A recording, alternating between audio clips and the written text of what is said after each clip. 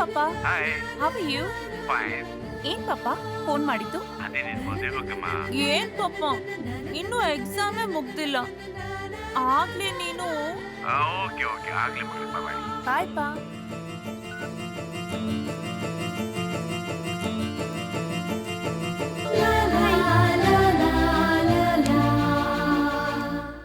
Hi. Hi.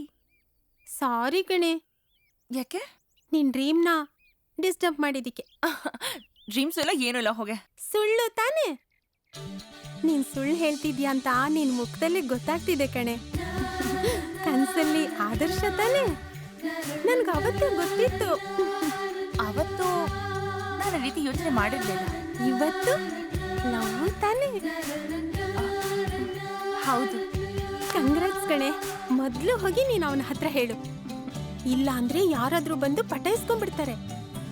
Because he is the most wanted guy, you know. ಆದ್ರೆ ಹೇಗೆ ಹೇಳೋದು ಅಂತಾನೆ ಗೊತ್ತಾಗ್ತಾ ಇಲ್ಲ. ಕನ್ಸ್ ಕಾಣೋದು ಮುಖ್ಯ ಅಲ್ಲ, ಕನ್ಸ್ನ ನನ್ಸ್ ಮಾಡ್ಕೋಬೇಕು. ಈ ಕತೆ ಎಲ್ಲ ನನ್ನ ಹತ್ರ ಹೇಳ್ಬೇಡ. ಸಕ್ಸಸ್ ಆದ್ಮೇಲೆ ಬಂದು ಟ್ರೀಟ್ ಕೊಡು. ಓಕೆ. ನಿನ್ನೆ ಒಂದು ಸಿನಿಮಾ ನೋಡ್ದೆ ರೀ. ಅಬ್ಬಬ್ಬಾ ಏನ್ ಸೂಪರ್ ಆಯ್ತು ಗೊತ್ತಾ? ದರ್ಶನ್ ಸರ್ ಫೈಟಿಂಗ್ ಮಾಡಿದ್ದಾರೆ. ಎಕ್ಸ್ಪ್ರೆಸ್ ಮಾಡೋಣ ಅಂತ ಸೂಪರ್ ಮ್ಯೂಸಿಕ್. ಅಬ್ಬಬ್ಬಾ hero heroine made for each other ರೀ. ರೀ ನೀವೊಂದ್ಸತಿ ನೋಡ್ಬೇಕ್ರಿ, ಹೇಳ್ತೀನಿ ಕೇಳಿ. ಹಾಯ್ ಶ್ವೇತಾ. ಹಾಯ್ ಸುರೇಶ್. ಏನಾದ್ರೂ ಪ್ರಾಬ್ಲಮಾ? ಎಸ್. ಏನ್ ಪ್ರಾಬ್ಲಮ್ಮು? ನಿನಗೆ ಗೊತ್ತಿರಬೇಕಲ್ಲ. ನೀನ್ ಬಿಡಿಸ್ ಹೇಳಿದ್ರೆ ತಾನೇ ನನಗೆ ಗೊತ್ತಾಗೋದು. ಸರಿ, ಹಾಗಾದ್ರೆ ನಿನ್ನ ಜೊತೆ ಸ್ವಲ್ಪ ಪರ್ಸ್ನಲ್ ಆಗಿ ಮಾತಾಡಬೇಕು. ಬರ್ತೀಯಾ? ಸರಿ, ನಾನು ಹೋಗ್ತೀನಿ.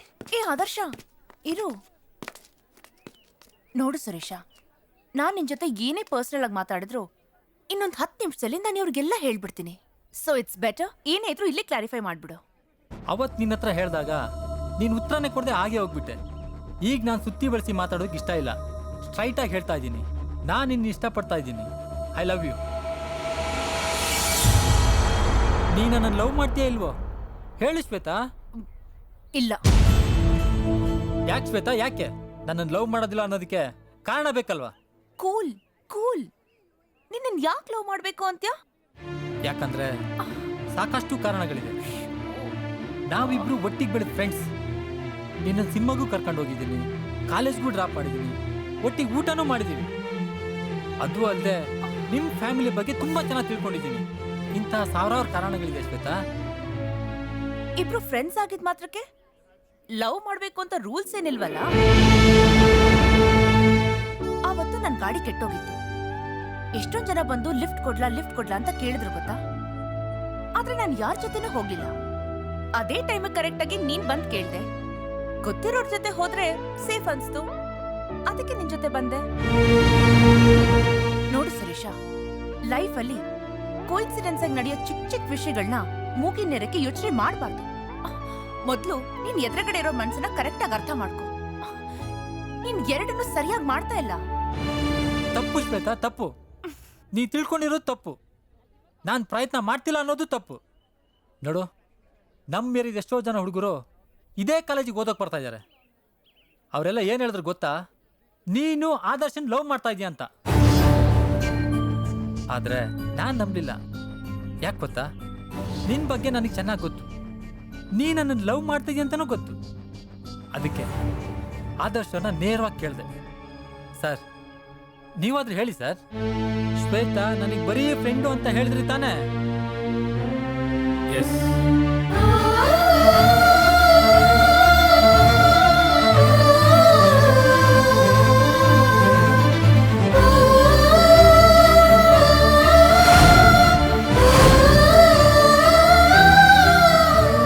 ಅವತ್ತು ನಿಮ್ಮ ಹತ್ರ ಕೇಳಿದಾಗ ನೀವು ಕೋಪ ಮಾಡಿಕೊಂಡು ಬೈದ್ ಕಳಿಸಿದ್ರಿ. ಆದರೆ ನಾನು ಬಿಡಲಿಲ್ಲ, ಮತ್ತೆ ಮತ್ತೆ ಕೇಳಿದೆ.